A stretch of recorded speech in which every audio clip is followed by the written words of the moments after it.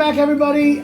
I am John here from the Acoustic Shop, and we are doing another extremely special run here. We are here with Gallagher Guitars, talking about brand new guitars. So we're going to be talking all about that here right after this.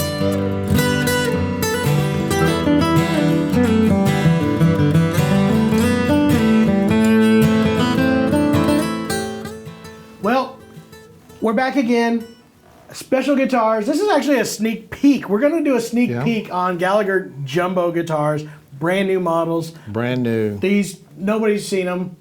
We're giving you the sneak peek right now. This is it. This is all you want to do. Before we get into all the nitty gritty, all the details, all the fun stuff, if you will, we invite you one more time to please subscribe, like, share, do all those magical social media things that you do so well. Because that's how we get to keep doing this. The more you guys comment, the more you guys get involved in this conversation. That's what makes sure that your favorite platform continues to show you these videos. So, and plus, you'll just get to know about all these kind of deals, like special guitars that nobody's seen before. So, please do that, and we would definitely appreciate it. So, now we're back.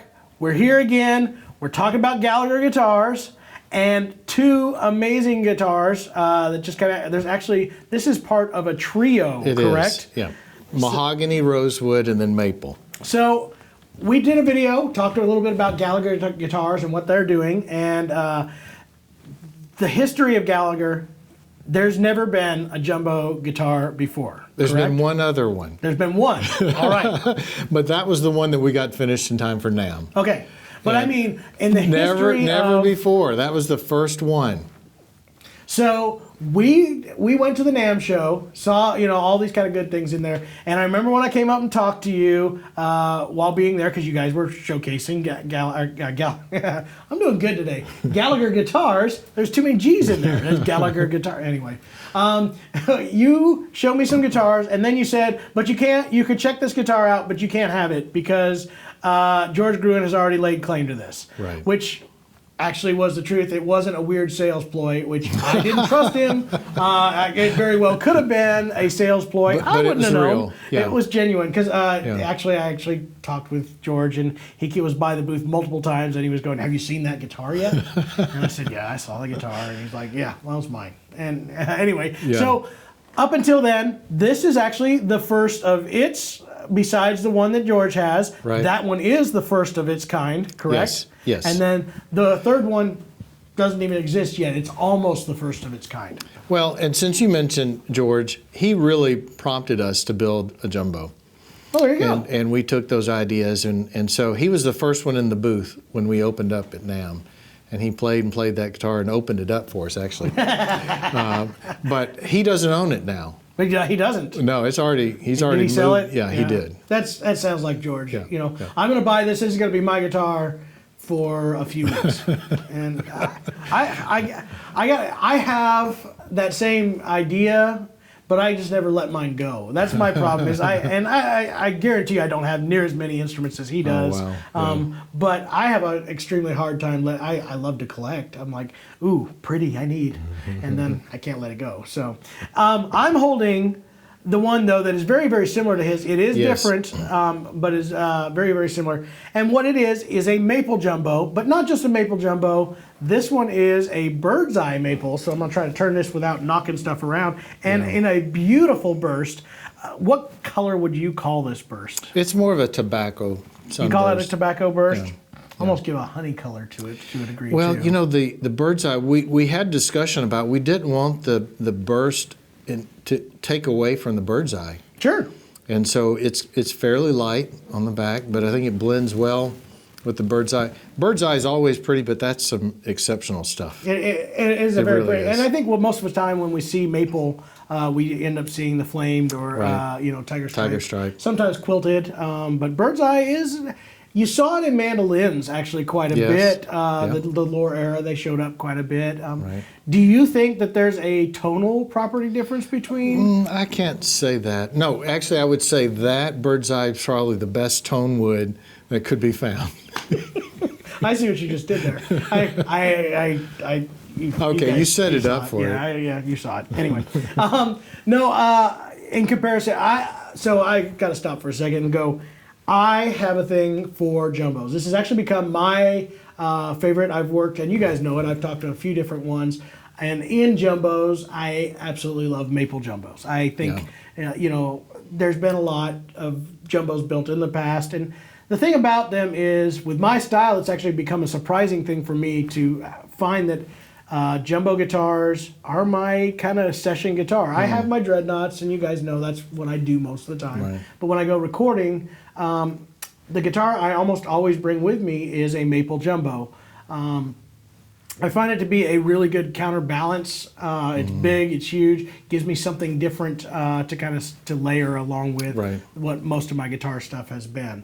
That said, I tend to lean on that, but I also know that there's been a lot of need for the other guitars too, because I think we do see more maple jumbos than just about anything. For my reasoning behind that, I find that the big body is so huge that the maple brightness kind of counteracts that a little bit and kind of works a little bit more. But then you build a rosewood guitar, and they tend to be very, very strong on the low end. You have a huge body, really rich, thick, deep, low end. So when we talk about new, these just got strings on them 2 days ago. The rosewood is probably getting strings on it today. It wasn't quite ready to bring. It's almost there. It was so wet. I'm sorry about that. We would have put fingerprints all in it, like sticky. It would have been just tacky. But yeah, I'm eager to hear it. I bet. Because it's our first. So we are introducing a new line, the jumbo line, and this one. It's the same appointments as the G50, and then the rosewood is going to be the G70 appointments, but this is a guitar all on its own. We really dressed that one up, and I'll say a little something about it. Go for it. We're known for the French curve on the head cap. I'm glad to know that that's what that's called, by the way. Yes. I always went with like the haircut, or I don't know what we Someone want to call else that. mentioned that recently about the haircut. So like, the wind's blowing it back. Okay. But I took that same pattern and added that to our split diamond. If you take a look at it, it's that French curve. And then also the inlay for the fretboard. We did the same thing. So we definitely dressed that guitar up. We felt like it could take it. Now we can build it as plain as a person wants to build it. You shouldn't do that. You guys should not want to do that. You want it this direction. At least according to me. And everybody knows, if I say it, that's the way it needs to be. So just kidding. That's not. But that one would definitely show up on stage, wouldn't it? Yes, it would. We always have the opportunity when we start doing these things. I get to pick my guitar. I'm glad that this is what I would pick right here. So I like it a lot. So we're going to be releasing these probably the first of next year. Planning on. Well, do we have any in build process as of right now? We don't right now. What we're thinking about doing is really just kind of getting them out there to let people. We're even going to think about having an event where some people can come in and play if they want to.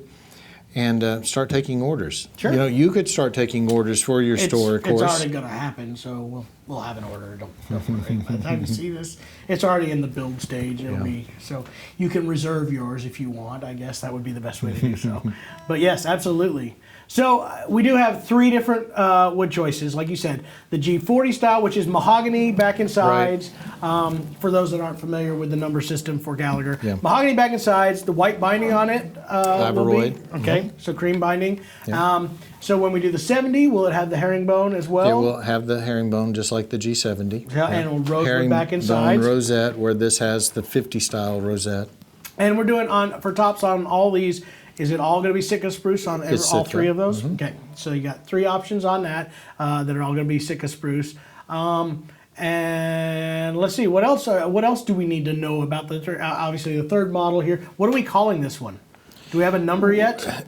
Well, we just call it the Bird's Eye Jumbo. Bird's Eye Jumbo. I think that's the best way to identify it. I guess it really stands on its own. So we haven't put a number on that all right, one. So it's $5 million. That's the number he's putting on it. It's not quite.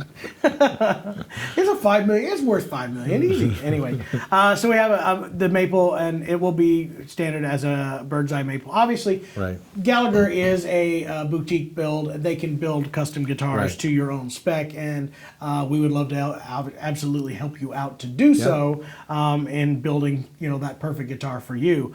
but as standard models, that's what these are going to exist as. So, Yeah. So what inspired you to go to the jumbo world? It really was George Gruen really challenging us to kind of step out and do something different that hadn't been done by Gallagher before. And we were so happy with the first one. We were really happy that George took it and was able to sell it and showcase it the way that he did.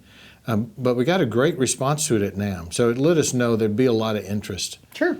And so we wanted to expand the options by having the 3 different models. That's very good. And like I said, most popular in maple, rosewood is there, but there actually is a good in between with I've had with other companies building jumbos in mahogany, and kind of gives you that in between spot, a little bit deeper, a little bit thicker than the maple, but not so much as the rosewood would. So, yeah. So, and you'd say a good rhythm guitar for yes, mahogany jumbo? I would say so. So for me, here's what I like about jumbos. It takes the right circumstances to use a jumbo, as you would, assume. Right. As with every guitar, OMs have their place for a certain type of player, and double O's and small bodies for this, and that jumbos have always been, to me, if I was a singer-songwriter that's doing a lot of solo work, jumbo is almost always probably what I would lean on. I'm not doing a lot of leads necessarily, but I need a big, thick, rich background, and I'm showcasing my songs. I've always found that jumbos are like that's a good way to put it. Type of guitar. It's my one-man band. And so I love that. What was surprising for me as a player was finding that it was such a cool counterbalance to the dreadnought. Dreadnoughts, obviously huge volumes, punchy, can be a little bit on the boomy side depending on what you're looking for, rosewood or not. But I ended up using it a lot for thick, slow, like what we did with Summertime right there. Being able to do these thick melodies that were long-lasting notes, I wanted something round and fat to to meld with what I was doing with other guitars. Now again, that's what I like. You guys don't care what I like, but there are. It's an idea to try. But most people that get into jumbos, I find, are people who are just wanting a really monstrous guitar to just back them up and just be there. And I think that's where the mahogany is really going to become that sweet in between, because you'll catch it real quick. Rosewood tends to be always with every guitar a thicker, more just boomy kind of bass, and combined with that body shape can be the right move for you. And then again, it may be just too much for some people, depending on what your application is. Yeah, I think about mahogany being more of a woody sound, and rosewood a bit of that metallic piece to it to add some brightness along with that resonance. It rattles a little more. A lot of people talk about the loudness button. I've heard that with rosewood too. It's that big low end and big crisp on the top end. Kind of has that like little slope happening, scooped sound. And again, that's always funny too. I always love going to your forums. Guys, keep commenting on the forums, because you guys all crack me up with this one sounds woody. Your idea of what woody is not the next guy's woody, and I find that to be entertaining a little bit. So all those descriptive words those are actually, no, I'm just kidding. They're not the only. They're not it really is challenging, isn't it? It is almost impossible. To find individually to how to best describe the sound. I've always found it funny when I get phone calls in here, and again, I'm not saying this to be mean in any way, because it becomes like the sleuthing job for me when I get a phone call of somebody looking for a guitar. Well, what I'm looking for is, I heard that guitar you played online, but I'm looking for something a little bit more bright. Well, what does that necessarily mean to you? Because I've had some people tell me bright, and they're actually kind of describing some more low mids and that kind of stuff. It is a sleuthing job, because everybody's idea of what these words mean is completely different. We can, I don't care. Even the people who do this for a living, they don't always have the same ideas of what that means. Well, I have an idea that there's probably going to be 3 different jumbos end up here one day, and you could demo and describe. I think that would be a great idea. I think that's possible. But then again, we will have, I guess, the acoustic shop's official terminology for what that means. I don't know. You still think that's going to? We're not going to solve this problem. This is definitely way more in depth than that. But I think you're really onto something. I'm glad that you guys are stepping out of. We've talked in that last video about the history of what Gallagher does and being able to move forward, do some new things, change some things up. And obviously you're doing that with some of the build styles and techniques that you guys are doing, but it's also good to kind of think outside the box about guitars and stuff. And companies that have been known for jumbos, you're still kind of keeping some of that tradition going on with your own kind of style to this. Like we're doing a maple jumbo. We added our wrinkle to it. Exactly, and we're doing the mahogany jumbos, which actually pretty well known for. Guild Guitars was doing a mahogany jumbo, and so if you're looking for that classic sound that you had and remember as Guild Guitars, that is going to probably be with a more modern, refined twist. This is definitely going to be something that kind of puts you in that same spot. So I'm real curious to check out this rosewood one as well. Anything else we need to talk about as far as specs or things that you want to point out that you guys did differently on the jumbo? Yeah, I don't know about doing any differently. It definitely is that full jumbo size, 1 and 11/16, which is my preferred nut size anyway, but especially with the dreads in this size. So yeah, we're just excited about having 3 options for people, because people are drawn to different things. So. Yes, absolutely. And like we said, we already know my affinities. Most of you guys don't care and you want to do your own thing, and that's fine. That's what we want. I think that's why there's so many great guitars out there, and it's taken me a while to understand the advantages of all the different body types, the body woods, different options that are out there, because there is a unique artistic expression for each one of these options. Yep. So I think it's a great way and a great way to convince your significant other that you need another guitar. This one has a totally different artistic expression. It's got whatever happens to be the difference on this guitar. So definitely check this out. I'm so glad you were able to bring this over here to us, and we'll kind of showcase a brand new product. I do absolutely love this particular guitar. Yeah, thank you. We're proud of that one for sure. I'll bet you are. I would be, definitely. Yeah. So, well, again, I want to thank you for letting us kind of be a place to showcase a brand new product. You had, I know, other options, and George, I know you got the first one, but guess what? We got the first 2 in here and showed up, both of them, to show people. So take that. Take that. No, I'm just kidding. George, great. And again, I appreciate you letting us do this. We're going to actually get you a tone sample so you can hear what each of these guitars sound like, and we'll be doing this just after this. We will see you next time.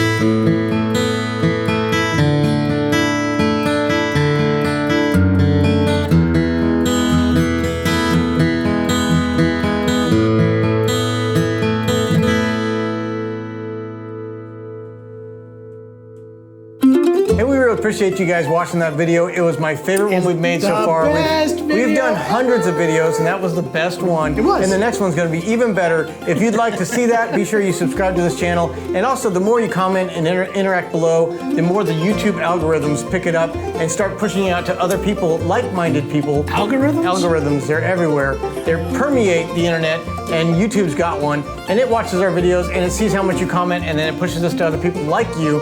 And we want everyone to experience the acoustic shop world, where we talk about instruments, we do reviews, we got some fun videos coming up. We thank you guys so much for being a part of it, and we'll see you in the next video.